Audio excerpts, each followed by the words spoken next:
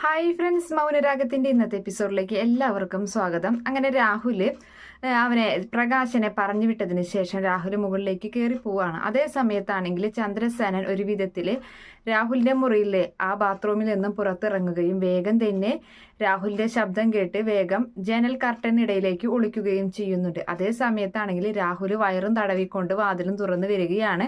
അപ്പൊ രാഹുൽ ഇങ്ങനെ മനസ്സിൽ വിചാരിക്കുകയാണ്, ഈ ബാത്റൂം ഇത്തിരി വൃത്തികേടായാലും കുഴപ്പമില്ല, പക്ഷെ ഇതിൽ തന്നെ എനിക്ക് പോകണം, കാരണം അത്ര വയറ് സുഖമില്ല, അവൾ എന്നെ ചതിച്ചതാണ് ആ യാമിനി എന്നൊക്കെ മനസ്സിൽ വിചാരിച്ച് വേഗം തന്നെ ബാത്റൂമിന്റെ അകത്തേക്ക് കയറി പോകുന്നുണ്ട്. പുറകിലൂടെ രൂപ വരികയാണ്. രൂപ പേടിച്ചു പോകുന്നുണ്ട്. അപ്പൊ ആ സമയത്ത് കർട്ടന്റെ ഇടയിൽ ചന്ദ്രസേനെ കാണുമ്പോൾ ആശ്വാസമാകുന്നുണ്ട്. അങ്ങനെ വേഗം തന്നെ ചന്ദ്രസേന്റെ കൈ പിടിച്ച് ചന്ദ്രേട്ടൻ വായോ, നമുക്ക് ഈ ഡോറ് കുറ്റിയിടാൻ പുറത്ത് നിന്നിട്ട് ചന്ദ്രേട്ടൻ പോയതിനു ശേഷം തുറന്നു കൊടുക്കാം എന്നിങ്ങനെ പറയുകയും ചെയ്യാണ്. അങ്ങനെ ചന്ദ്രസേനയും കൊണ്ട് രൂപ താഴേക്ക് ഇറങ്ങി പോകുന്നുണ്ട്. ചന്ദ്രേട്ടൻ വേഗം തന്നെ ഇവിടുന്ന് പോയിക്കോ, ഭക്ഷണം എന്തായാലും ചന്ദ്രേട്ടന് കഴിക്കാൻ പറ്റിയില്ല, ഇനിയിപ്പോൾ എന്തായാലും മറ്റൊരു ദിവസം കഴിക്കാം എന്നൊക്കെ പറയുന്നുണ്ട്. അതിനുശേഷം ചന്ദ്രേട്ടനെ അങ്ങനെ പുറത്തേക്ക് ആക്കാൻ നിൽക്കുന്ന അതേ സമയത്ത് തന്നെ ഡോറിന്റെ അടുക്ക് എത്തുമ്പോൾ മറ്റാരോ വന്നിട്ട് കോളിംഗ് ബെൽ അടിക്കുകയാണ്. അതേ സമയത്ത് ഇനി ഇതാരാണാവോ എന്ന് പറയുന്നുണ്ട്. അപ്പൊ രൂപ വേഗം കർട്ടന്റെ ഇടയിൽ കൂടെ ഇങ്ങനെ ചെന്ന് നോക്കാണ്. അപ്പൊ മറ്റാരുമല്ല, ശാരിയും സരയുമാണ് വന്നിട്ടുള്ളത്. അത് ആ സരയും അവളുടെ അമ്മയാണ്. ഏട്ടൻ വേഗം തന്നെ എന്റെ മുറിയിലേക്ക് പോയിക്കോ എന്ന് പറയുന്നുണ്ട്. അങ്ങനെ രൂപയുടെ മുറിയിലേക്ക് ചന്ദ്രസേനൻ ഓടി കയറുകയാണ്. അങ്ങനെ അവിടെ എത്തിയിട്ട് അവിടെ എത്തുന്നത് നോക്കി ഇങ്ങനെ രൂപ നിൽക്കുന്നുണ്ട്. അങ്ങനെ വേഗം ഇവർക്ക് വാതിൽ തുറന്നു കൊടുക്കാണ്. വന്ന ഉടനെ തന്നെ നമ്മുടെ സരയാണെങ്കിൽ രൂപയെ വന്ന് കെട്ടിപ്പിടിക്കുന്നുണ്ട്. അങ്ങനെ രൂപയും കെട്ടിപ്പിടിക്കുകയാണ്. അതേ സമയത്ത് രാഹുലേട്ടൻ എന്ത് ചെയ്യുന്നു ചോദിക്കുന്നുണ്ട്. എന്താണെന്നറിയില്ല, ഇവിടുന്ന് ഉച്ചഭക്ഷണം കഴിച്ചപ്പോൾ വയറിനൊരു സുഖമില്ല എന്ന് പറഞ്ഞിട്ട് ബാത്റൂമിലാണെന്ന് പറയുന്നുണ്ട്. ഇവിടെ നിന്നല്ല ഭക്ഷണം കഴിച്ചത്, അവളുണ്ടാക്കിയ ഭക്ഷണമല്ലേ, അതുകൊണ്ട് അവൾ എന്തെങ്കിലും അതിൽ ചേർത്തിട്ടുണ്ടാകും എന്നൊക്കെ പറയാണ്. അതേ സമയത്ത് ഞാൻ ഇത്തിരി വെള്ളം എടുത്ത് കുടിക്കട്ടെ ഫ്രിഡ്ജിൽ നിന്ന്, നല്ല ദാഹം എന്ന് പറഞ്ഞ് സരയും അടുക്കളയിലേക്ക് പോകാൻ നിൽക്കുമ്പോൾ ശാരി പറയുന്നുണ്ട്, മോളെ എനിക്കും വേണമെന്ന് പറയാണ്. അപ്പോൾ ഫ്രിഡ്ജിൽ ഫ്രൂട്ട്സ് ഒക്കെ ഇരിക്കേണ്ട അടുത്ത് കഴിച്ചോ എന്ന് രൂപയും പറഞ്ഞുകൊണ്ട് രൂപ വേഗം തന്നെ മുകളിലേക്ക് പോകുന്നുണ്ട്, ചന്ദ്രേട്ടന്റെ അരികിലേക്കായിട്ട്.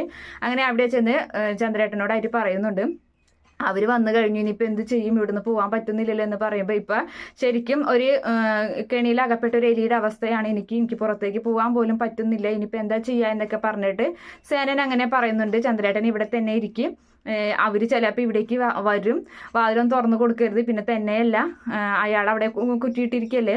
അപ്പോൾ നോക്കുമ്പോഴാണ് അവിടെ രാഹുൽ ആ വാതിലിങ്ങനെ തട്ടിക്കൊണ്ടിരിക്കുന്നുണ്ട്. രാഹുലിനെ പുറത്തുനിന്ന് പൂട്ടിയിട്ടാണ് രൂപ വന്നിട്ടുള്ളത്. അപ്പോൾ അത് അയാൾ അവിടെ വിളിക്കുന്നുണ്ട്, ഞാൻ ആ വാതിൽ തുറന്നു കൊടുക്കട്ടെ, ചന്ദ്രേട്ടൻ ഇവിടെ എവിടെയെങ്കിലും ഒളിച്ചിരിക്കട്ടെ എന്ന് പറഞ്ഞുകൊണ്ട് വേഗം തന്നെ രൂപ പുറത്തേക്ക് കടക്കുന്നുണ്ട്. അങ്ങനെ രൂപ എന്ന് വിളിക്കുകയാണ് രാഹുൽ. അങ്ങനെ ചെന്നിട്ട് രൂപ വാതിൽ തുറന്നു കൊടുക്കുന്നുണ്ട്. ഇത് ആരായി പുറത്തുനിന്ന് പൂട്ടിയതെന്ന് രാഹുൽ ചോദിക്കുമ്പോൾ, അയ്യോ അറിയില്ലല്ലോ, ചിലപ്പോൾ യാമിനി ആയിരിക്കും, ചിലപ്പോൾ തെറ്റ് പറ്റിയതായിരിക്കും എന്ന് പറയുമ്പോൾ അവൾക്ക് തെറ്റ് പറ്റുന്നതൊന്നല്ല, അവൾ കരുതി കൂട്ടി ചെയ്യുന്ന കാര്യങ്ങളാണ് ഇതൊക്കെ എന്ന് പറയുന്നുണ്ട് രാഹുൽ. അത് അവളെ ഇവിടെ നിർത്തരുതെന്ന് പറഞ്ഞു കഴിഞ്ഞാൽ നിനക്ക് മനസ്സിലാവില്ല, അവള് ശരിക്കും ചാരപ്പണിയാണ് ചെയ്തുകൊണ്ടിരിക്കുന്നത്, അവള് ഇവിടെ നടക്കുന്ന കാര്യങ്ങളൊക്കെ കിരണിനെ അറിയിക്കുന്നുണ്ട്. അപ്പോൾ അതെന്താ ഏട്ടൻ അങ്ങനെ പറയാൻ കാരണം എന്ന് ചോദിക്കുമ്പോൾ, അന്ന് ഞാൻ പള്ളിപ്പെരുന്നാളിൻ്റെ അന്ന് അവനെ കൊല്ലാൻ വേണ്ടി, ആ സേനനെ കൊല്ലാൻ വേണ്ടി ആളെ ഏർപ്പാടാക്കിയതല്ലേ, അതെങ്ങനെ ലീക്കായി പുറത്ത് എങ്ങനെ അറിഞ്ഞു, അവരെങ്ങനെ കാര്യങ്ങൾ തിരിച്ചറിഞ്ഞു, അത് ഈ യാമിനി പറഞ്ഞു കൊടുത്തതാവും എന്നൊക്കെ പറയുന്നുണ്ട് രാഹുൽ. അപ്പോൾ രൂപ പറയാണ്, അതെങ്ങനെ ചന്ദ്രേട്ടനെ കൊല്ലാൻ പോകുന്നു, ഏട്ടൻ കൊല്ലാൻ പോകുന്ന കാര്യം എങ്ങനെ യാമിനി അറിയാനാണെന്ന് ചോദിക്കുന്നുണ്ട്. അപ്പം ഇങ്ങനെ നോക്കാണ് രാഹുൽ. അപ്പോൾ രൂപ ചോദിക്കുന്നു, എന്താ ഏട്ടാ ഇങ്ങനെ നോക്കണേന്ന് ചോദിക്കുമ്പോൾ, അല്ല നീ ഇപ്പം എന്താ പറഞ്ഞത് എന്ന് ചോദിക്കുന്നുണ്ട്. അല്ല, ചന്ദ്രേട്ടനെ ഏട്ടൻ കൊല്ലാൻ പോകുന്ന കാര്യം അവൾ യാമിനെ എങ്ങനെ അറിയാനാണെന്നാണ് ഞാൻ ചോദിച്ചതെന്ന് പറയുമ്പോൾ, നീ ഇപ്പം എന്താ വിളിച്ചത് എന്ന് ചോദിക്കുന്നുണ്ട്. ചന്ദ്രേട്ടൻ എന്നോ എന്ന് ചോദിക്കുകയാണ്. അപ്പോൾ പറയാണ്, അയ്യോ പെട്ടെന്ന് ഞാൻ അങ്ങനെ പറഞ്ഞു പോയതാണെന്ന് പറയുന്നു. നീ ഇപ്പം ആദ്യത്തെ പ്രാവശ്യം ഒന്നല്ല ഇതിങ്ങനെ പറയുന്നത്, ഇതിപ്പോൾ പലവട്ടമായി ഇത് പറയുന്നത്. നീ നിന്റെ ഭർത്താവിൻ്റെ ഒപ്പം സ്നേഹത്തോടു കൂടി ജീവിച്ചിരുന്ന കാലത്ത് നീ ഇങ്ങനെയാണ് അയാളെ വിളിച്ചിരുന്നത്, ഇപ്പം എന്താ നിന്റെ മുഖത്ത് അയാളോട് ദേഷ്യമൊന്നും കാണാനില്ലല്ലോ എന്നൊക്കെ പറയുമ്പോൾ, അയ്യോ ഒരിക്കലും അല്ല, അങ്ങനൊന്നുമല്ല, എൻ്റെ മക്കളെ ചന്ദ്രേട്ടൻ അയാൾ എന്തെങ്കിലും ചെയ്ത് കഴിഞ്ഞാൽ എൻ്റെ മക്കൾ ഇനി എന്നിൽ നിന്ന് അകന്നാലോ എന്ന് പേടിച്ചിട്ടാണ് ഞാൻ അങ്ങനെ ചെയ്യുന്നതെന്ന് പറയുമ്പോൾ, അല്ലെങ്കിലും നിനക്ക് മക്കളെ ഇഷ്ടമല്ലല്ലോ എന്ന് പറയുന്നുണ്ട് രാഹുലും. ഏട്ടൻ അതൊന്നും പറഞ്ഞാൽ മനസ്സിലാവില്ല എന്നൊക്കെ രൂപ പറയാണ്.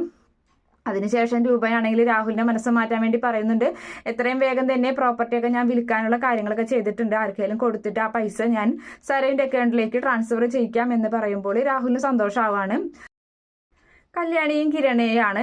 കല്യാണിയും കിരണും ഓഫീസിൽ ഇരുന്ന് സംസാരിക്കുകയാണ്. അച്ഛനും അമ്മയും നമ്മളറിയാതെ പരസ്പരം കാണുന്നുണ്ടോ എന്നൊരു സംശയം കിരൺ പ്രകടിപ്പിക്കുമ്പോൾ നമ്മളെ കല്യാണി പറയാണ്, അത് തന്നെയാണ് എനിക്കൊരു സംശയം, അതുകൊണ്ടാണ് ഞാൻ അമ്മയുടെ അരികിലേക്ക് ചെന്നത്, അവിടെ ചെന്നപ്പോൾ എനിക്ക് സംശയം കൂടുകയാണ് ചെയ്തത്, എന്നെ എത്രയും വേഗം അവിടെ നിന്നും പറഞ്ഞയക്കാനുള്ള ധൃതിയാണ് അമ്മ കാണിച്ചത് എന്ന് പറയുന്നുണ്ട്. നീ അവിടേക്ക് ചെന്ന് കഴിഞ്ഞാൽ നിന്നെ എത്രയും കൂടുതൽ അവിടെ പിടിച്ചു നിർത്താൻ കഴിയും അത്രയും പിടിച്ചു നിർത്താറാണല്ലോ പതിവ് എന്ന് ചോദിക്കുന്നുണ്ട്. അപ്പോൾ പറയാണ് അത് തന്നെയാണ് എനിക്കും സംശയം. എന്തായാലും നിന്നോട് കളവൊന്നും പറയില്ല, നിന്നോട് എല്ലാ കാര്യങ്ങളും പറയുന്നതല്ലേ അമ്മ എന്ന് കിരൺ പറയുന്നുണ്ട്. അതെ എന്തായാലും എൻ്റെ അച്ഛനെയും അമ്മയെയും അയാൾ ഇനി ദ്രോഹിക്കാൻ ശ്രമിച്ചാൽ ജീവിക്കാൻ അനുവദിച്ചില്ലെങ്കിൽ അയാളെ ഞാൻ വെറുതെ വിടില്ല, രാഹുൽ എന്ന് പറയുന്നവന് എന്നൊക്കെ പറഞ്ഞ് കിരൺ അങ്ങനെ വയലന്റ് ആവുന്നുണ്ട്. അങ്ങനെ അവർ രണ്ടുപേരും അങ്ങനെ സംസാരിച്ചിരിക്കുകയാണ്. അതിനുശേഷം കാണിക്കുന്ന ഭാഗം നമ്മുടെ മൂങ്ങാമ്മ കിടന്നുറങ്ങാണ്. അതേ സമയത്ത് പുതുമഴയായി വന്നെന്നുള്ള ആ പാട്ട്, ആ പ്രേതത്തിന്റെ ആ ഒരു പാട്ട് ഇങ്ങനെ കേൾക്കുകയാണ്. അപ്പൊ അമ്മൂമ്മ എഴുന്നേറ്റിരിക്കുന്നുണ്ട്. അപ്പോൾ എഴുന്നേറ്റിരുന്നിട്ട് ഇത് എവിടെ നിന്ന് ഈ പാട്ട് കേൾക്കണേന്ന് വിചാരിക്കുകയാണ്. അതേ സമയത്ത് തന്നെ ഒരു അട്ടഹസിച്ചിട്ടുള്ള ഒരു ചിരിയും അതുപോലെ തന്നെ ജനലിൽ ഇങ്ങനെ ആരോ തുറക്കാൻ വേണ്ടി തട്ടുകയും ചെയ്യുന്നുണ്ട്. അപ്പൊ അമ്മൂമ്മ മനസ്സിൽ വിചാരിക്കുകയാണ് ഏതെങ്കിലും പൂച്ചയായിരിക്കും, ഇപ്പൊ പൂച്ചയ്ക്ക് മനുഷ്യന്മാരെ പോലെയാണ് തട്ടുന്നത് എന്നൊക്കെ ഇങ്ങനെ വിചാരിച്ചുകൊണ്ട് വേഗം ചെന്ന് തുറക്കുന്നുണ്ട്. വാതിൽ തുറക്കാണ്. അങ്ങനെ വാതിൽ തുറക്കുമ്പോൾ കാണുന്ന കാഴ്ച ശരണ്യ പ്രേതത്തിന്റെ ഒരു മുഖംമൂടിയൊക്കെ ഇട്ടിട്ട് ഒരു മാസ്ക് ഒക്കെ ഇട്ട് അങ്ങനെ നിൽക്കാണ്, വെള്ളസാരിയൊക്കെ കൊടുത്തിട്ട്. അപ്പോൾ ഹഹഹ എന്നും പറഞ്ഞിങ്ങനെ പൊട്ടിച്ചിരിക്കുമ്പോൾ അമ്മൂമ്മ അയ്യോ എന്നും പറഞ്ഞിട്ട് ദേ കിടക്കുന്നു. ബെഡിലേക്ക് ബോധം കെട്ട് അവിടെ കിടക്കാണ്. അപ്പൊ ആ ഒരു നിലവിളി കേട്ടുകൊണ്ട് പ്രകാശൻ ചാടി എഴുന്നേൽക്കുന്നുണ്ട്. അതുപോലെ തന്നെ പ്രകാശൻ അമ്മയുടെ ശബ്ദമാണല്ലോ എന്ന് ചോദിച്ച് വേഗം അമ്മയുടെ മുറിയിലേക്കും പിന്നെ വിക്രം ചാടി എഴുന്നേൽക്കാണ്. വിക്രാണെങ്കിൽ നേരെ ബെഡിലേക്ക് നോക്കുകയാണ്. അപ്പൊ അവിടെ ശരണ്യയെ കാണുന്നില്ല. ഇത് അവള് തന്നെയായിരിക്കും എന്ന് വിചാരിച്ചിട്ട് വേഗം വിക്രം അവിടെ നിന്ന് എഴുന്നേറ്റ് ചെല്ലുകയാണ്. അങ്ങനെ ശരണ്യയുടെ അമ്മയും വരുന്നുണ്ട്. എന്ത് പറ്റിയെന്ന് ചോദിക്കുമ്പോൾ ഇവിടെ എന്താ പ്രേതത്തിന് വലിയ ശല്യമുണ്ടോ, ഞാനൊരു പ്രേതത്തിനെ കണ്ടായിരുന്നു എന്ന് പറയുന്നുണ്ട്. അപ്പൊ ആ സമയത്ത് ഇല്ലില്ല അങ്ങനെയൊന്നുമില്ല എന്നൊക്കെ ആദ്യം ശരണ്യയുടെ അമ്മ പറയുമ്പോൾ പിന്നെ കുറെ കാലമായിട്ട് ഇവിടെ ചെറിയൊരു ശല്യമുണ്ട് എന്നൊക്കെ ഇങ്ങനെ പറയുന്നുണ്ട്. അപ്പോൾ എന്തായാലും അത് നമുക്ക് എന്തെങ്കിലുമൊക്കെ ഒന്ന് ചെയ്യണം, നീ വേഗം എന്തെങ്കിലുമൊക്കെ കാര്യങ്ങളൊക്കെ ചെയ്യണം പ്രകാശം എന്ന് പറഞ്ഞു. ഞാൻ കണ്ടത് സത്യം തന്നെയാണ്, എൻ്റെ തോന്നലൊന്നല്ല എന്ന് പറയുന്നുണ്ട്. അല്ല ഇത്രയും പ്രശ്നങ്ങൾ ഇവിടെ നടന്നിട്ടും മരുമോളെ കണ്ടില്ലല്ലോ എന്ന് പ്രകാശം പറയുമ്പോൾ നമ്മുടെ ശരണ്യയുടെ അമ്മ പറയാണ് അതെ എൻ്റെ മോള് ഉറക്കത്തിൽ പെട്ട് കഴിഞ്ഞാൽ പിന്നെ ഒന്നും അറിയില്ല എന്ന് പറയാണ്. അതേ സമയത്ത് വിക്രം മനസ്സിൽ വിചാരിക്കുന്നുണ്ട് എല്ലാതും വരുത്തി വെച്ചത് അവള് തന്നെയാണ് എന്ന് വിചാരിക്കുകയാണ്. അതിനുശേഷം പ്രകാശ എനിക്കിവിടെ ഒറ്റയ്ക്ക് കിടക്കാൻ പേടിയാകുന്നു എന്ന് അമ്മൂമ്മ പറയുമ്പോൾ സാരില്ല അമ്മയുടെ അരികിലേക്ക് ഞാൻ കിടന്നോളാം എന്ന് പറഞ്ഞ് പ്രകാശനും അമ്മയും കൂടി അവിടെ കിടക്കാണ്. അവിടെ അങ്ങനെ ഇരിക്കുന്നുണ്ടോ എന്തൊക്കെയോ ആലോചിച്ചിട്ട്. അതേ സമയത്ത് വിക്രാണെങ്കിൽ തൻ്റെ റൂമിലേക്കും ശരണ്യയുടെ അമ്മയും അവിടെ നിന്ന് പോവാണ്. അവനെ അവിടെ കിടന്നുറങ്ങുകയാണ് നമ്മുടെ ശരണ്യ. അപ്പൊ ശരണ്യ ഇങ്ങനെ തൊടാൻ വേണ്ടി കൈയും കൊണ്ട് ചെല്ലാണ് വിക്രം. അപ്പൊ അവിടേക്ക് ശരണ്യയുടെ അമ്മ വരുന്നുണ്ട്. അതേ സമയത്ത് ഇവളാണ് ഇതെല്ലാം ചെയ്തത് എന്നിങ്ങനെ പറയുന്നുണ്ട്. അപ്പോൾ അവ ഇങ്ങനെ എഴുന്നേൽക്കാണ്. ശരണ്യ എന്നിട്ട് ചോദിക്കുന്നുണ്ട് എന്ത് പറ്റി എന്ന് ചോദിക്കാണ്. നീ എന്തിനുണ്ട് എൻ്റെ അമ്മൂമ്മയുടെ അരികിലേക്ക് ചെന്നിട്ട് എൻ്റെ അമ്മൂമ്മ പേടിപ്പിച്ചത് എന്ന് ചോദിക്കുന്നുണ്ട് വിക്രം. അപ്പൊ ആ സമയത്ത് ഞാനോ എന്ന് ചോദിക്കും. ഇവൾ എന്ത് പറഞ്ഞാലും ഇങ്ങനെ തന്നെ ചോദിക്കുള്ളൂ, ഞാൻ ഇവളൊന്നും അറിയാത്ത പോലെയാണ് ഇവളുടെ ഭാവം എന്നൊക്കെ പറയുന്നുണ്ട് വിക്രം. അതേ സമയത്ത് ശരണ്യയുടെ അമ്മ പറയാണ് ഡി നിനക്ക് നല്ല അടി വെച്ച് തരാത്തതിന്റെ കുഴപ്പമാണ് ഇതൊക്കെ എന്ന് പറയുന്നുണ്ട്. അയ്യോ ഞാനൊന്നും ചെയ്തില്ല എന്ന് പറയാണ്. അതേ സമയത്ത് അവള് അവിടെ ഇരുന്നിട്ട് തന്നെ പാട്ട് പാടുന്നുണ്ട്. ആ പുതുമഴയായി എന്നുള്ള പാട്ട് പാടാണ്. അപ്പോൾ എന്നിട്ട് അവള് തന്നെ ചോദിക്കുന്നുണ്ട് ആരാ ഇപ്പൊ പാടിയത് എന്നറിയാത്ത പോലെ ചോദിക്കുകയാണ്. എടി നീയല്ലടി ഇപ്പൊ പാടിയത് എന്ന് ചോദിക്കുന്നുണ്ട് വിക്രം. ഞാനോ എന്ന് വീണ്ടും ചോദിക്കുകയാണ്. അതെ മോൻ അതൊന്നും കാര്യമാക്കണ്ട, മോൻ താഴ്ത്ത് കിടന്നു, അവൾ അവിടെ കിടന്നുറങ്ങിക്കോട്ടെ എന്ന് പറഞ്ഞുകൊണ്ട് ശരണ്യയുടെ അമ്മ അവിടെ നിന്ന് പോവാൻ നിൽക്കുകയാണ്. അപ്പൊ ശരണ്യയുടെ അമ്മയുടെ ഒക്കെ ദേഷ്യം തോന്നുന്നുണ്ട് വിക്രത്തിന്. അതേ സമയത്ത് ഞാൻ പോകുകയാണ് കേട്ടോ, അതിൽ കുറ്റിയിട്ടോട്ടെ എന്ന് പറഞ്ഞ് ശരണ്യ അമ്മ അവിടെ നിന്ന് പോകുമ്പോൾ ശരണ്യാണെങ്കിൽ അവിടെ തന്നെ കയറി കിടന്നുറങ്ങുകയും അതുപോലെ തന്നെ വിക്രം മനസ്സിൽ വിചാരിക്കുന്നുണ്ട് ഒരു കാരണവശാലും ഞാൻ ഈ വാതിൽ കുറ്റിയിടൂല, കാരണം ഇവളെങ്ങാനും എന്നെ ദ്രോഹിക്കാൻ വന്നാൽ എനിക്ക് ഇവിടുന്ന് ഓടി രക്ഷപ്പെടേണ്ടതാണ് എന്ന് പറയുന്നു മനസ്സിൽ ഇങ്ങനെ വിചാരിക്കുകയാണ്.